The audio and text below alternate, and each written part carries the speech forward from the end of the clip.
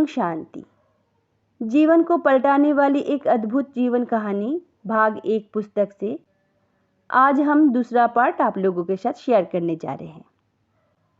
तो आइए शुरू करते हैं। जीवन को पलटाने वाली एक जीवन कहानी। आज तक संसार में अनेकानेक विशिष्ट व्यक्तियों की जीवन कहानियां लिखी गई है, परंतु इस लेखमाला में एक ऐसे अनोखे मानव का जीवन वृत्तांत दिया गया है जिसके जीवन में एक अनुपम और अद्भुत परिवर्तन आया और जिसने अपने जीवन को संपूर्ण रीति से प्रभु को अर्पण करके प्रभु से सर्वस्व पा लिया। इसमें एक ऐसी निराली आत्मा के जीवन का उल्लेख है जिस आत्मा ने संसार में एक ऐसा कार्य किया जो अन्य कोई भी मानव नहीं कर सका। यह जीवन कहानी क्या है? यह नर से श्री नारायण अथवा मनुष्य से फरिश्ता बनने का एक मनोहर वृत्तांत है जिसे हमने वर्तमान जीवन में अपनी आंखों से देखा है। इस जीवन कहानी के साथ संसार के इतिहास के बहुत ही महत्वपूर्ण वृत्तांत जुड़े हुए हैं और उसके एक भाग के साथ स्वयं दुखहर्ता सुखकर्ता परमपिता परमात्मा के भी दिव्य चरित्र संबंध है। इसमें वर्णित वृत्तांतों ने संसार को एक नया दिशा निर्देश दिया है और अनेक नर नारियों के जीवन को महान बनाया है। अतः स्वाभाविक है कि इस जीवन कहानी को पढ़ने से मनुष्य के जीवन को एक नया मोड़ मिलता है और सच्ची शांति तथा अपार आनंद की अनुभूति की चाबी उसके हाथ लग जाती है। बात लगभग 60 वर्ष पहले की है। तब सिंध में हिंदू समाज की धार्मिक दशा बहुत ही बिगड़ चुकी थी। कई शताब्दियों से मुसलमानी, क्रिस्तानी तथा पाश्चात्य सभ्यता के प्रभाव पड़ने के कारण हिंदू लोगों का खान पान तमोप्रधान अथवा भ्रष्ट हो चुका था। शराब और मांसाहार का आम रिवाज था। लोग भक्ति करते थे, परंतु वे जितना पाठ पूजा करते थे उतना ही उनमें धन के लिए लोभ, व्यापार में छल कपट, व्यवहार में क्रोध, घर में मोह तथा मन में वासना भी भरी हुई थी। निरर्थक एवं खर्चीली रस्में और थोथे रिवाज समाज को घून की तरह खाए चले जा रहे थे। पुजारी, पंडित और उपदेशक लोगों से धन बटोरते थे, परंतु वे उनके घर गृहस्थ को पवित्र, सदाचार युक्त एवं शांति संपन्न बनाने वाला वास्तविक ज्ञान नहीं देते थे, क्योंकि वे केवल कर्मकांडी और शास्त्र पाठी ही बन गए थे। यद्यपि लोगों के पास धन था, तथापि उनका घरेलू जीवन मनोविकारों और अशांति के कारण तथा सात्विकता के अभाव के कारण नरकमय बन गया था।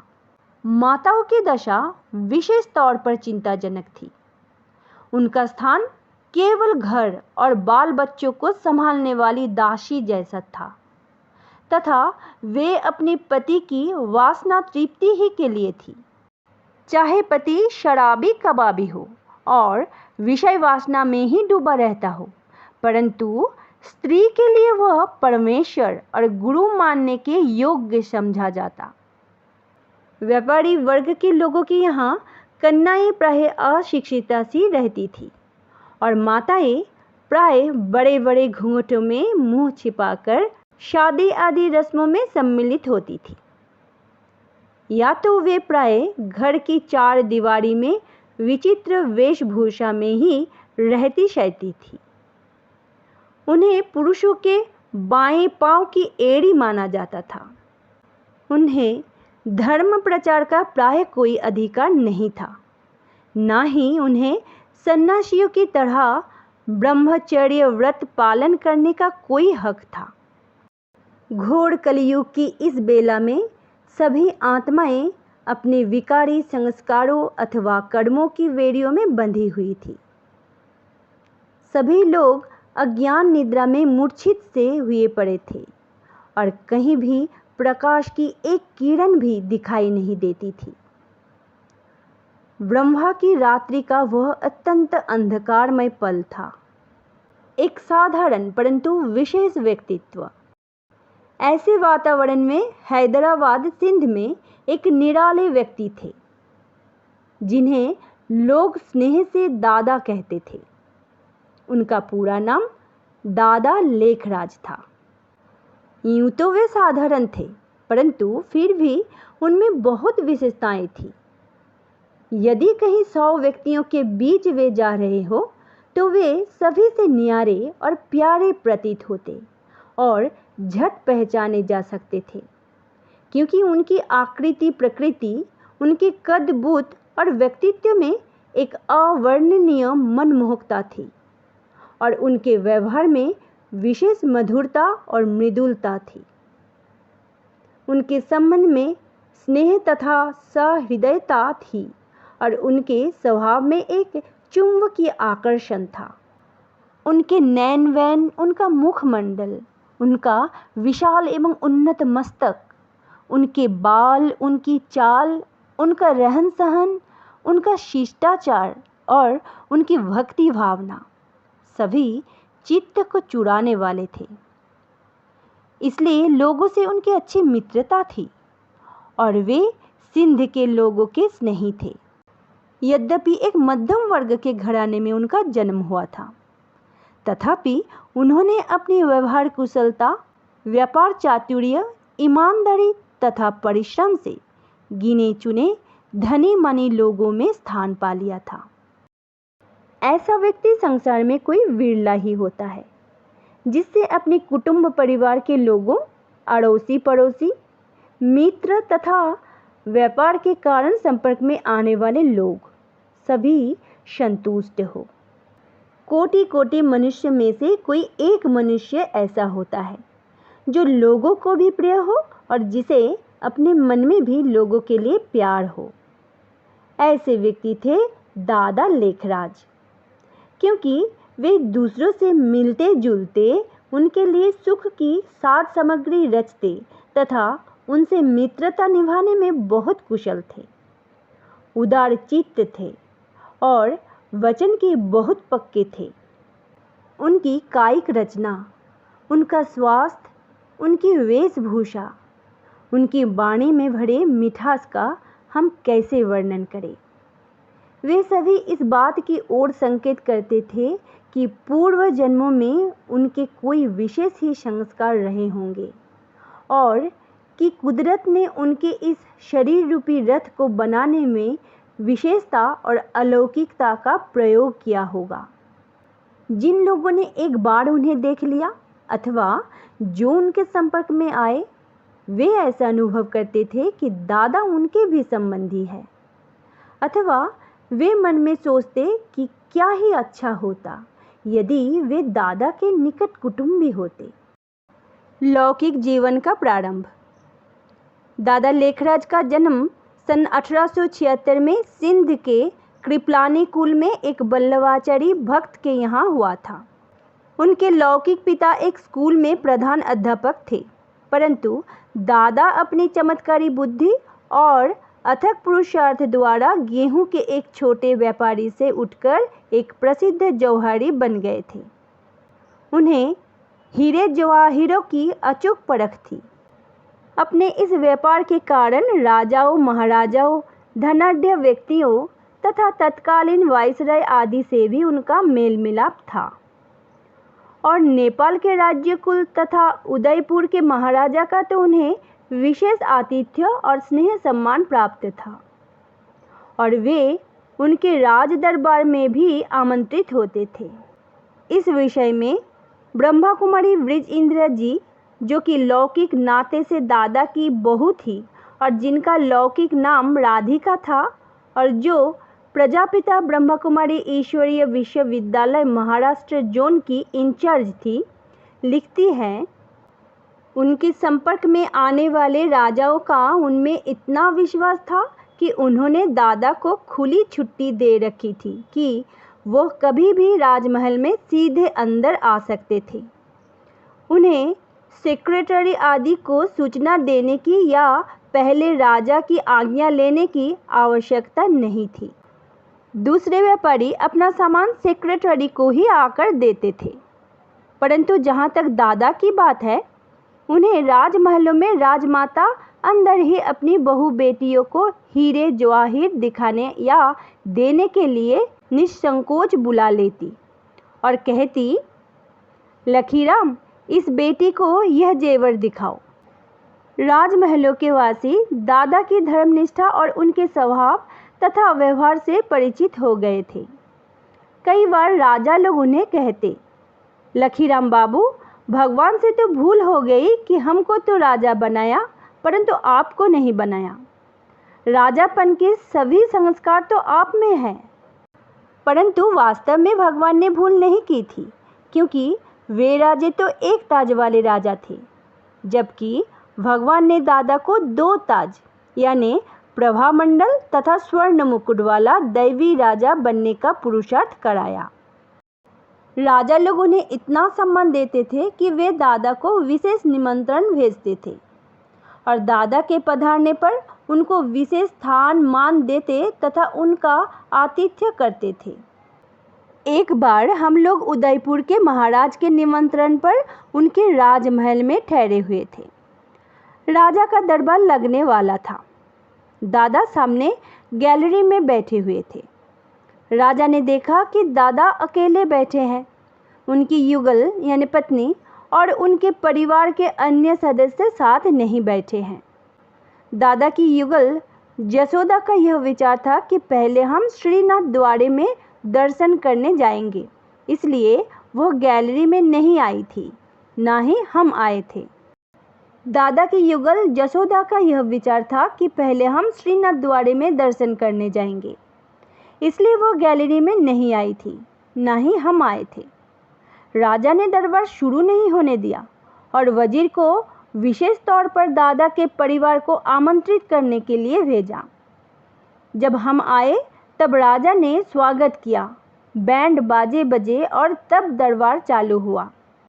तब राजा ने वजीर को प्रोग्राम दिया कि इनको श्रीनाथ द्वारे ले जाने की व्यवस्था हो। रास्ते में हमें ड्राइवर ने बताया कि राजा ने आपकी खास मेहमान नवाजी की है, वरना इस प्रकार दरबार कभी नहीं रुका। औपचारिक रीति से दादा ने कोई बहुत शिक्षा प्राप्त नहीं की थी, परंतु अभ्यास से उन्हें सिंधी का अच्छा मुहावरा था।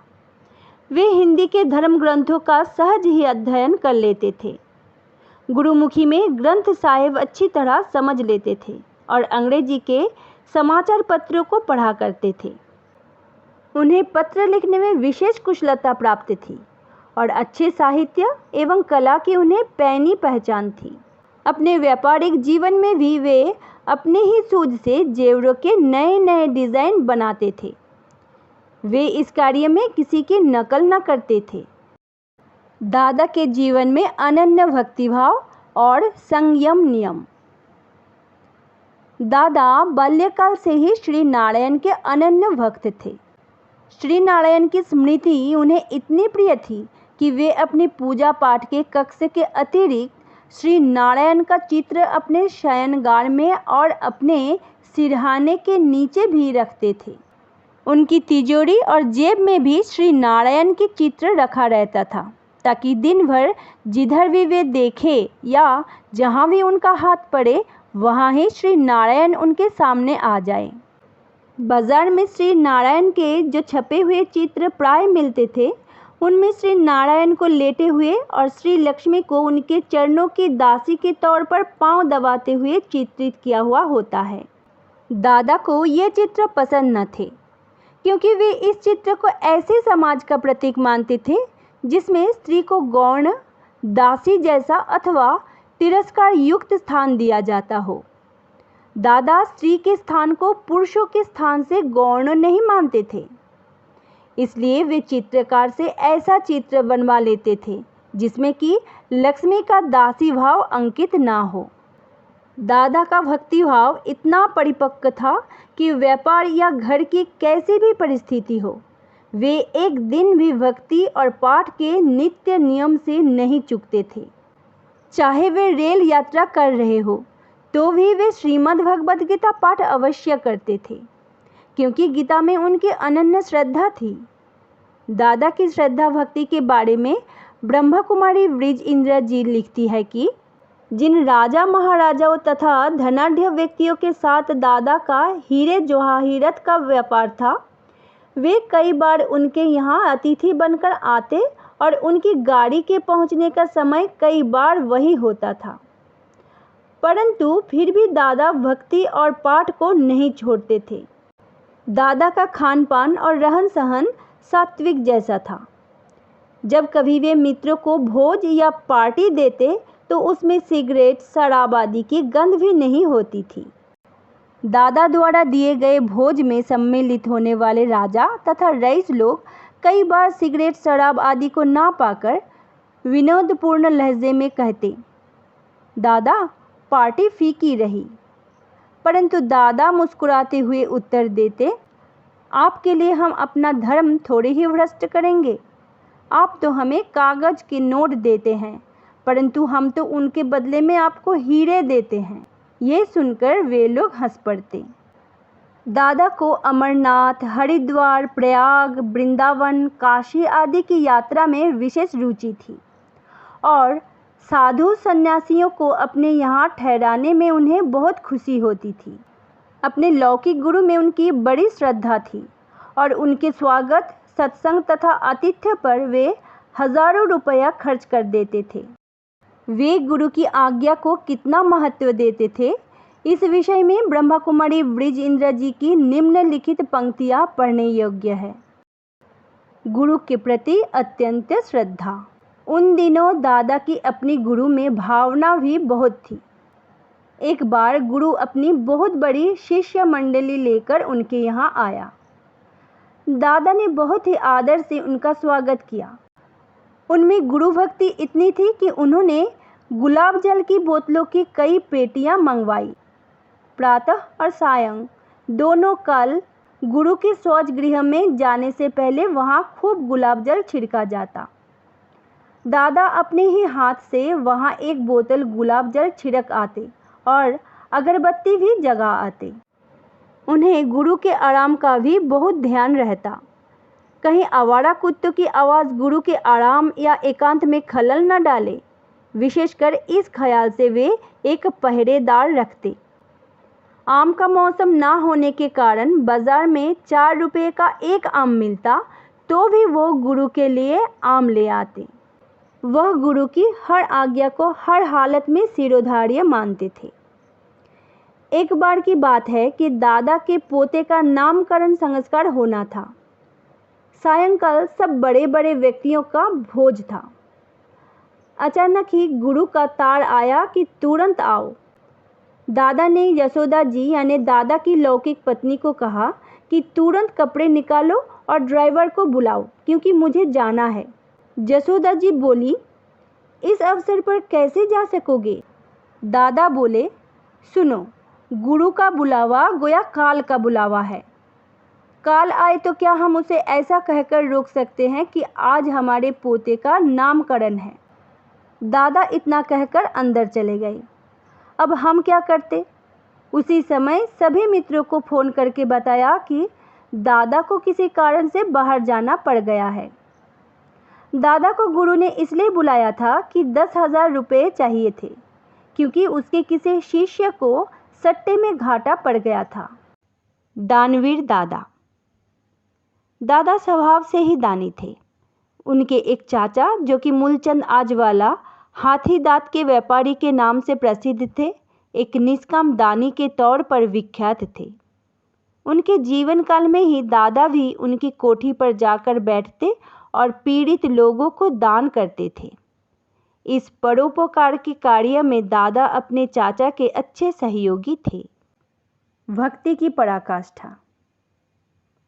दादा में भक्ति के संस्कार इतने पक्के थे कि चाहे कैसा भी अवसर क्यों ना हो, उनके कर्मों में भक्ति की झलक स्पष्ट दिखाई देती थी। उन्होंने जब अपनी लौकिक पुत्रियों तथा भतीजा का विवाह कराया तो उन्हें दहेज में हीरे, सोना तथा लाखों का सामान देने के अतिरिक्त उन्हें श्रीमद् भगवत गीता तथा चांदी का एक सुंदर मंदिर भी विशेष सौगात के रूप में दिया ताकि वर और वधू के जीवन में भी भक्ति भावना बनी रहे। वे शादी के अवसर पर भी अपने लौकिक गुरु को आमंत्रित कर लिया करते थे और शादी को भी एक सत्संग का सा रूप दे देते थे, अर्थात उस अवसर पर भी वातावरण को धार्मिक बना देते थे तथा अन्य लोगों की तुलना में उसे निराले ढंग से संपन्न करते थे। दादा की भक्ति भावना का परिचय इस बात से भी मिलता है कि लाखोंपति होते हुए तथा लौकिक दृष्टि से एक प्रसिद्ध कृपलानी कुल के होते हुए भी उन्होंने अपनी एक पुत्री, जिसे वे प्यार से पुट्टू नाम से याद करते थे, का विवाह बोधराज नामक एक ऐसे व्यक्ति से किया जो कि स्कूल में मुख्य अध्यापक थे, परंतु एक साधारण परिवार के थे। दादा की पुत्री सुशील थी, शोभनीय थी और सुखों में पली थी, परंतु दादा ने उसका विवाह किसी धनाढ्य कुल के युवक से ना करके बोधराज से इस कारण किया कि बोधराज धर्म प्रिय थे। वे चिदाकाशी मठ में अपनी लगन के लिए विशेष रूप से योगी राज नाम से भी प्रसिद्ध थे। अतः दादा ने अपने परिवार में भक्ति का वातावरण बनाए रखने के लिए यह कदम उठाया था। हालांकि उनके इस कार्य से उनके कुल में बहुत ही हलचल पैदा हुई और बहुत से लोगों में यह एक चर्चा का विषय बन गया कि दादा ने अपने ही उच्च कुल को छोड़कर बाहर के एक साधु तुल्य व्यक्ति के साथ अपनी पुत्री की शादी क्यों की। दादा की पत्नी तो श्री कृष्ण की अनन्य भक्ति थी ही, उनकी बहू में भी भक्ति के बहुत पक्के संस्कार थे और विपुल धन होते हुए भी दादा में ऐश अथवा विलासिता के संस्कार नहीं थे, बल्कि उनके जीवन से एक नितांत भद्र, सुशील एवं धर्मप्रिय व्यक्तित्व की वासना आती थी। ब्रह्मा कुमारी मनोहर इंदिरा जी, जो कि वर्तमान समय ज्ञान सरोवर आबू पर्वत की इंचार्ज है, बोधराज के साथ दादा की पुत्री के विवाह के प्रसंग में इस प्रकार कहती है। मैंने दादाजी और उनके लौकिक परिवार को कई बार देखा था। दादाजी का एक मकान मेरे मकान के पास ही था। दादा का एक लौकिक पुत्र, जिसका नाम नारायण है, मेरे लौकिक भाई के साथ पढ़ता था। दादाजी के अपनी लौकिक पुत्री पुट्टू का विवाह जब बोधराज से हुआ था, तब मैंने उसे अपनी आंखों से देखा था। उस विवाह की यह विशेषता थी कि उसमें शोर, कोलाहल, स्थूलता या घोर सांसारिकता देखने में नहीं आती थी, बल्कि वह विवाह ऐसा लगता था जैसे कि कलयुग में किसी देवी और देवता का विवाह हो रहा हो। उस समय के दृश्य का मेरे मन पर बहुत गहरा प्रभाव पड़ा। मेरे मन में यह विचार इसलिए उठा कि मुझे आज दादा के कुटुंब का सात्विक सा वातावरण मेरे मन को बहुत भाता था। इस प्रकार का जीवन था दादा का। कलकत्ते में उनकी हीरो की दुकान थी और बंबई में भी वे जवाहिरत के व्यापार के सिलसिले में आते जाते थे। कलकत्ते और बंबई के अतिरिक्त उनका एक मकान हैदराबाद में भी था, जहां पर कि वे बहुत समय से रहते थे। इन तीनों स्थानों पर उनका जीवन अब राजकुल के जैसा सुख में व्यतीत हो रहा था। यद्यपि दादा में प्रभु निष्ठा, दानवीरता आदि की विकसित भावना थी, तथापि अभी घर छोड़कर वानप्रस्थी होने का संकल्प उन्हें नहीं था। जब दादा की आयु लगभग 60 वर्ष की हुई तो उनकी पत्नी, जिनका नाम जसोदा था, उनसे कहा, अब तो हमें वानप्रस्थ होकर किसी एकांत स्थान पर बैठ जाना चाहिए। परंतु दादा ने उन्हें कहा, अभी ठहरो, अभी इतने लाख रुपया कमाया है, अभी इतने लाख और कमा लेने दो, फिर हम वानप्रस्थी हो जाएंगे। दादा धन कमाने में बहुत सिद्धहस्त थे और उनका विचार था कि और 2-4 वर्ष तक धन कमाकर फिर खूब दान भी करेंगे और जीवन के बाकी दिन निराधार होकर भक्ति में गुजारेंगे। परंतु नर के मन कछु और है, साहब के मन और। अनायास ही किसी ईश्वरीय योजना के अनुसार दादा की मनोवृत्ति संसार से उपराम हो गई। उन्हें अंतर्मुखता का अनुभव होने लगा, उन्हें एकांत ही प्रिय लगने लगा। वे मनन चिंतन में रहने लगे। दादा को दिव्य चक्षु का वरदान। एक दिन ऐसा आया कि जब वे बम्बई में बाबुलनाथ के मंदिर के सामने वाले अपने घर के विशाल आंगन में हो रहे सत्संग में बैठे थे, तो उन्हें एक निराला ही आंतरिक अनुभव होने लगा। वे सत्संग के स्थान से उठकर अपने एक कमरे में चले गए। वहां बैठे हुए वे एक अलौकिक नशा सा अनुभव कर रहे थे। उन्हें शरीर का भान नहीं था। उस अवस्था में उन्हें सबसे पहले विष्णु चतुर्भुज का दिव्य साक्षात्कार हुआ।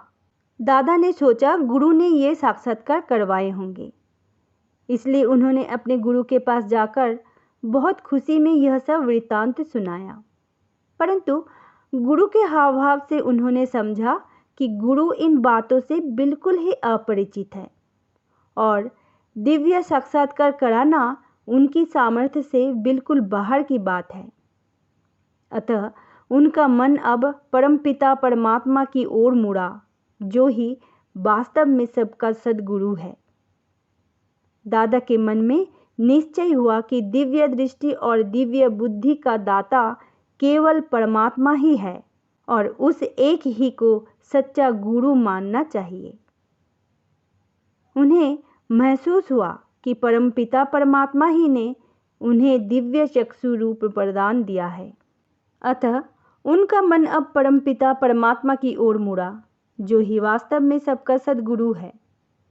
दादा के मन में निश्चय हुआ कि दिव्य दृष्टि और दिव्य बुद्धि का दाता केवल परमात्मा ही है और उस एक ही को सच्चा गुरु मानना चाहिए। उन्हें महसूस हुआ कि परमपिता परमात्मा ही ने उन्हें दिव्य चक्षु रूप वरदान दिया है। ज्योतिर्लिंगम शिव का तथा कलियुगी सृष्टि के महाविनाश का दिव्य साक्षात्कार। कुछ समय के बाद दादा वाराणसी चले गए। वहां वे अपने एक मित्र की वाटिका में बैठकर मनन किया करते थे। वहां एकांत में बैठकर जब वे प्रभु चिंतन करते तो उन्हें नित्य नए अनुभव और कई दिव्य साक्षात्कार हुआ करते। तब वे अपने घर में जो पत्र लिखा करते थे उससे यह बात स्पष्ट मालूम होती थी। ब्रह्मकुमारी ब्रिज इंदिरा जी, दादा की लौकिक पुत्र वधू, कहती है कि तब दादा ने एक पत्र में लिखा, खजाना बहुत है, पा रहा हूँ। दूसरे पत्र में लिखा, चाबी मिल गई, पा लिया। इस प्रकार के 5 पत्र दादा ने हम लोगों को लिखे थे। उन्हीं दिनों दादा को अनेक अलौकिक अनुभव हुए और उस स्थिति में दादा ने लिखा कि पा लिया जो था कि पाना, और क्या बाकी रहा। एक दिन दादा को निराकार ज्योतिर्लिंगम शिव परमात्मा का साक्षात्कार हुआ तथा कलियुगी सृष्टि के महाविनाश का साक्षात्कार भी हुआ। दादा ने देखा कि बहुत ही भयंकर बम बनाए गए हैं। उनकी विस्फोट से असह्य अग्नि निकल रही है। उन्हें आभास हुआ कि 5000 वर्ष पहले महाभारत युद्ध में जिन अस्त्रों का प्रयोग हुआ था और जिन्हें महाभारत ग्रंथ में अग्निबाण, ब्रह्मास्त्र और मुसल कहा गया है, ये वही अस्त्र शस्त्र है और इन्हीं द्वारा अमेरिका तथा यूरोपवासी लोगों का महाविनाश हो रहा है। दादा को जिन दिनों यह साक्षात्कार हुआ उन दिनों अभी अमेरिका ने एटम और हाइड्रोजन बम हिरोशिमा और नागासाकी पर नहीं फेंके थे, बल्कि तब वैज्ञानिक लोग प्रयोगशाला में ही उन पर अभी प्रयोग कर रहे थे। तब रूस और अमेरिका आपस में मित्र राष्ट्र थे और जर्मनी तथा जापान के विरुद्ध उनका संयुक्त मोर्चा था। तब दादा को परमपिता परमात्मा ने दिव्य चक्षु देकर यह अग्रिम साक्षात्कार कराए थे कि आगे चलकर ये दोनों देश एक दूसरे के शत्रु बन जाएंगे और एक विश्व युद्ध होगा जो कि अंतिम होगा। उसमें इन अस्त्र शस्त्रों के प्रयोग से बहुत ही थोड़े समय में एक अग्नि ज्वाला में भारत से बाहर दूसरे देशों में एक महाविनाश हो जाएगा। दादा ने गीता प्रसिद्ध अर्जुन की भांति यह भी साक्षात्कार किया कि सृष्टि में महाविनाश होने के परिणाम स्वरूप करोड़ों आत्माएं परमधाम को वैसे ही लौट रही है जैसे पतंगे प्रकाश की ओर लपकते हैं। दादा ने दिव्य दृष्टि द्वारा भारत में विकराल गृह युद्ध का और प्राकृतिक प्रकोपों का भी अग्रिम साक्षात्कार किया। विनाश के ये अत्यंत डरावने दृश्य देखकर दादा कांपने लगे। दादा ने देखा कि एक बहुत बड़ी बाढ़ आई है। जीव प्राणी अत्यंत भयभीत होकर जान बचाने के लिए इधर उधर भाग रहे हैं, परंतु वे बच नहीं पा रहे। कहीं पर अग्नि अपना महाविकराल रूप धारण करके नगरों और जीव प्राणियों को भस्मसात करती जा रही है। कहीं पर धमाके से खूब मूसलाधार वर्षा हो रही है, तो कहीं पर पृथ्वी कंपायमान होकर फट रही है और सब जगह लोग हाहाकार कर रहे हैं और प्राणों की रक्षा के लिए भाग रहे हैं, परंतु लोग पारस्परिक युद्ध तथा प्राकृतिक प्रकोपों से बच नहीं पा रहे। दादा, जिनकी आंखों से कभी किसी ने आंसू नहीं देखते थे, कि आंखों से अब अश्रुधारा बह रही थी और वे कह रहे थे, प्रभु बस कीजिए प्रभु, इतना भयंकर विनाश, अब मुझे मोहिनी रूप दिखलाइए। व्यापार से अवकाश। भविष्य में होने वाले महाविनाश को देखकर दादा का मन अब अपने व्यवसाय से उठ चुका था, अतः उसे समेटने के लिए वे वहां से कलकत्ता गए। उन्हें अब सब हीरे पत्थर की तरह दिखाई देने लगे। वह बोले, यह तो झूठा व्यापार है। उन्होंने अपने भागीदार से कहा, अब हमें छुट्टी दो। उसने कहा, यह कैसे होगा? दादा का भागीदार किसी राजा को पहचानता तक न था। उसने सोचा कि दादा मुझे छोड़ जाएंगे तो बड़ी कठिनाई होगी। उसने शायद यह भी सोचा कि पता नहीं दादा क्यों नाराज हो गए हैं और कि पता नहीं वे कितना हिस्सा मांगेंगे, परंतु दादा ने उन्हें सांत्वना देते हुए कहा, मैं किसी मतभेद के कारण नहीं जा रहा, बल्कि इसलिए जाना चाहता हूँ कि मुझे अब यह धंधा झूठा लगता है। मुझे ईश्वरीय आवाज आई है कि कलियुगी सृष्टि का महाविनाश होना है, अतः मुझे अब यह पैसा ईश्वरीय सेवा में लगाना है। मैं अभी बैठकर आपसे कोई हिसाब किताब नहीं करूँगा। आप बाद में अपने वकील द्वारा जैसे भी ठीक समझे हिसाब कर देना। हम पहले बताए हैं कि दादा के एक चाचा थे जो कि काका मूलचंद के नाम से प्रसिद्ध दानी थे। दादा ने उन्हें वचन दिया था कि उनका सदा व्रत चलता रहेगा। दादा दान कर्म में उन्हें काफ़ी आर्थिक सहयोग देते थे। अभी कलकत्ते में अब उन्हें अपने भागीदार से हिसाब करना था, तो उन्हीं दिनों सिंध से काका के बीमार पड़ जाने का तार दादा के पास आया। दादा ने भागीदार के साथ हिसाब नहीं किया, बल्कि उन्हें भागीदार के वकील द्वारा हिसाब का फैसला करने से संबंधित जो कागज मिले, उन्हीं कागजों और उसी हिसाब किताब को उन्होंने ठीक मान लिया। तब उन्होंने घर में तार दिया जिसमें लिखा था, अलिफ को अल्लाह मिला, बे को मिली झूठी बादशाही, आई तार अलिफ को हुआ रेल का राही। यहाँ अलिफ का अर्थ पहले व्यक्ति अर्थात दादा से है और बे उनके भागीदार का वाचक है। ऐसा तार देखकर विचार चलता था कि पता नहीं दादा को क्या हुआ है। जब दादा सिंध में आए तो उनका जीवन बिल्कुल ही बदला हुआ था। हाँ, तो मैं काका मूलचंद की बीमारी की बात कर रही थी। दादा के पहुंचने से पहले ही काका मूलचंद ने शरीर छोड़ दिया था। उनकी मृत्यु के बाद एक दिन दादा उनकी कोठी पर एकांत में बैठे थे। वहां उन्हें काका मूलचंद की मृत्यु दशा का साक्षात्कार हुआ। उन्हें दिखाई दिया कि आत्मा मस्तक से अलग होती गई। सत्ता छोड़ते छोड़ते वह पांव के अंगूठे तक आई, फिर थर्मोमीटर के पारे की तरह धीरे धीरे ऊपर चढ़ते चढ़ते मस्तक तक आई। इस प्रकार उन्हें मृत्यु दशा का साक्षात्कार हुआ। काका मूलचंद की मृत्यु दशा के साक्षात्कार के लगभग एक सप्ताह के अंदर दादा को एक और साक्षात्कार हुआ। दादा ने देखा कि विष्णु उनके सामने प्रकट होकर कह रहे हैं, अहम चतुर्भुज तत्त्वम। फिर श्री कृष्ण, जगन्नाथ जी, बद्रीनाथ जी और केदारनाथ जी बारी बारी आए और उन सभी ने भी ऐसे ही कहा। इन साक्षात्कारों से जहाँ दादा को बहुत हर्ष हुआ, वहाँ इस बात पर उनका विचार भी चलने लगा कि मुझे तत्वम का जो वरदान दिया गया है उसका वास्तव में क्या भाव है। ये साक्षात्कार मुझे किसने कराए? उन दिनों दादा के गुरु भी आए हुए थे। दादा ने उनके आगमन पर 25,000 रुपये खर्च किए। उन्होंने एक बहुत बड़ी सभा की थी। उसमें बहुत लोग बैठे थे, परंतु मुझे दादा का उठना बैठना बहुत निराला लगा।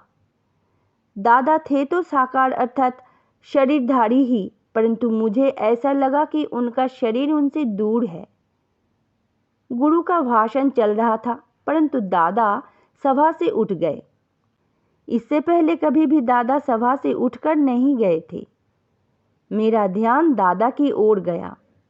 मैंने जसोदा जी, जो कि दादा की धर्मपत्नी थी, को दादा के पास भेजा।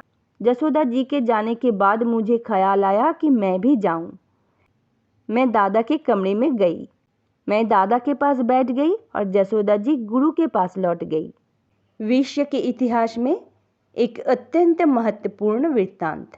मैंने देखा कि दादा अर्थात बाबा के नेत्रों में इतनी लाली थी कि ऐसे लगता था जैसे कि उनमें कोई लाल बत्ती जग रही हो। उनका चेहरा भी एकदम लाल था और कमरा भी प्रकाशमय हो गया था। मैं भी शरीर भान से अलग, मानो अशरीरी हो गई। इतने में एक आवाज़ ऊपर से आती मालूम हुई, जैसे कि दादा के मुख से कोई दूसरा बोल रहा हो। वह आवाज़ पहले धीमी थी, फिर धीरे धीरे ज़्यादा हो गई। आवाज़ यह थी, निजानंद स्वरूपं शिवहम शिवहम, ज्ञान स्वरूपं शिवहम शिवहम, प्रकाश स्वरूपं शिवहम शिवहम। फिर दादा के नयन बंद हो गए। मुझे आज तक न वह अद्भुत दृश्य भूलता है, न वह आवाज़ ही भुलाई जा सकती है। वह वातावरण भी अविस्मरणीय है और उस समय की वह अशरीरी अवस्था भी मुझे अच्छी तरह याद है। दादा के नयन खुले तो वे ऊपर नीचे कमरे में चारों ओर आश्चर्य से देखने लगे। उन्होंने जो कुछ देखा था उसकी स्मृति में वे लवलीन थे। मैंने पूछा, बाबा आप क्या देख रहे हैं? बाबा बोले, कौन था? एक लाइट थी, कोई माइट शक्ति थी, कोई नई दुनिया थी। उसके बहुत ही दूर ऊपर सितारों की तरह कोई थे और जब वो स्टार नीचे आते थे तो कोई राजकुमार बन जाता था तो कोई राजकुमारी बन जाती थी। एक लाइट और माइट ने कहा, यह ऐसी दुनिया तुम्हें बनानी है, परंतु उसने कुछ बताया नहीं कि कैसे बनानी है। मैं यह दुनिया कैसे बनाऊंगा? वह कौन था? कोई माइट थी। यह दादा के तन में परमपिता परमात्मा शिव की प्रवेशता थी। अब दादा बहुत गहन विचार में थे। वह गहरी सोच करते और फिर कहते थे, वह कौन था? वह कौन सी शक्ति है जो मुझे ऐसे ज्ञान युक्त दिव्य साक्षात्कार कराती है? और इनके पीछे रहस्य क्या है? दादा के कुटुंबीजन भी इस सोच में रहते थे कि पता नहीं दादा को क्या हो गया है। दादा अब बहुत ही अंतर्मुखी हो गए थे और वे आत्मचिंतन में ही तल्लीन मालूम होते थे। स्वयं दादा को भी आगे चलकर यह रहस्य स्पष्ट हुआ कि परमपिता परमात्मा शिव ने दादा के तन में प्रवेश होकर अपना परिचय दिया था और उन्होंने ही दादा को कलियुग सृष्टि के महाविनाश का तथा आने वाली सतयुगी सृष्टि का भी साक्षात्कार कराया था और उस पावन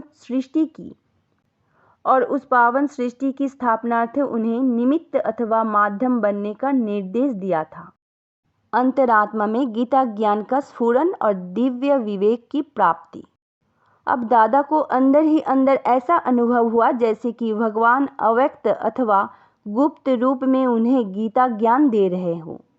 अब उनकी अंतरात्मा में गीता ज्ञान का स्फुरन हो रहा था और साथ साथ वे उस ज्ञान में स्थिति और अनुभूति का भी रसास्वादन कर रहे थे। उनकी बुद्धि को स्वतः ही यह सूझ भी प्राप्त हो रही थी कि गीता में भगवान के वास्तविक महावाक्य कौन से हैं और उनमें प्रक्षिप्त क्या क्या है। गोया अब उन्हें दिव्य विवेक की प्राप्ति हुई और इस सत्यता में उनका विश्वास और दृढ़ हुआ कि गीता ही एक ऐसा शास्त्र है जिसमें स्वयं भगवान के महावाक्य है। परंतु अब जबकि स्वयं भगवान उन्हें ईश्वरीय ज्ञान दे रहे थे और उसकी अनुभूति करा रहे थे, तो गीता शास्त्र जिसे वे नित्य प्रति पढ़ा करते थे अब उनसे स्वतः ही छूट गया था।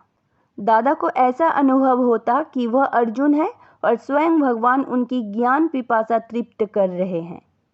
अब भगवान स्वयं भक्तों की आशा पूर्ण करने के लिए और गीता में दिया हुआ अपना वचन निभाने के लिए फिर से गुप्त वेश में आए हैं। दादा को अब यह निश्चय हो गया कि मैं यह देह नहीं हूँ, मैं एक अविनाशी आत्मा हूँ, यह शरीर विनाशी है। उन्हें ऐसा लगा कि अब उन्हें स्वरूप की सही पहचान मिली है और कुछ वर्षों के बाद कलियुगी पुरानी सृष्टि का महाविनाश होगा। इस प्रकार की गुप्त आवाज़ सुनकर वे अन्य मित्रों तथा संबंधियों को भी आत्मा का ज्ञान देकर उन्हें प्रभु के स्नेह में मग्न अपनी नज़र से निहाल कर देते थे। वे स्वयं भी आत्मानुभूति की मस्ती में रहते थे और अन्य सभी को भी कहते कि तुम आत्मा हो। अब उन्होंने लिखना शुरू किया कि मैं आत्मा हूँ, यशोदा आत्मा है, राधिका आत्मा है। इस प्रकार लिख लिख कर वे कुटुंब के सभी सदस्यों को आत्मा का पाठ पक्की तरह याद कराते थे। अब उनके संपर्क में आने वाले हर एक नर नारी को ऐसा अनुभव होने लगा जैसे कि उसके जीवन की ज्योति अब जग गई हो। हर एक को एक दूसरे से ज्योति का साक्षात्कार होने लगा, जिसके फलस्वरूप सबको आत्मा निश्चय के साथ परम शांति का भी अनुभव होने लगा। उनके मन में विकारों के प्रति घृणा पैदा होने लगी और उनका खान पान भी शुद्ध हो गया। परमपिता परमात्मा शिव ने दादा के तन में प्रवेश करके अब नर नारी के खान पान, व्यवहार, दृष्टि वृत्ति आदि को शुद्ध किया और उनकी शिक्षा की व्यवस्था भी की। उन्होंने सबको पितृवत स्नेह भी दिया और उन्हें जीवन को श्रेष्ठ बनाने के लिए नियम भी बताए। फिर क्या हुआ यह आगे पढ़िए। संपादक द्वारा उल्लेखित जीवन को पलटाने वाली एक अद्भुत जीवन कहानी भाग 1 पुस्तक में से दूसरा पार्ट यहीं पे समाप्त करते हैं। सभी श्रोताओं को बहुत बहुत शुभकामना के साथ आज विदा लेते हैं। ओम शांति।